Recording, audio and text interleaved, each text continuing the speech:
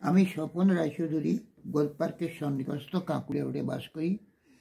আমি ছোট ছোট গল্প, প্রবন্ধ, কবিতা লিখে থাকি। আপাতত আমি আমার এক নাতি, সে হেমোফিলিয়া আক্রান্ত, তাকে নিয়ে আমার একটা ছোট্ট কবিতার নাম হেমোফিলিয়া আক্রান্ত একটি শিশুর আর্তনাদ। আমি যে হেমোফিলিয়া আক্রান্ত এক শিশু, লড়াই যে কবে করেছি শুরু, এই লড়াই থামিনি এখনো, এই লড়াই কবে যে সব জানি না, তাও শুনিনি কখনো। রোগাক্রান্ত আমি যে হেমোফিলিয়ায় আক্রান্ত এক শিশু।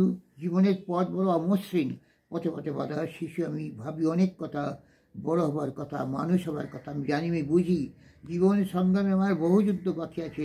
জীবন যুদ্ধে লড়াই করার হাতিয়ার আমি জানি, শত শত স্যালাইনের বোতল ভরা রক্ত, ইঞ্জেকশন। শৈশব থেকে করেছি হজম, সহ্যের পরিসীমায় করেছি গমন।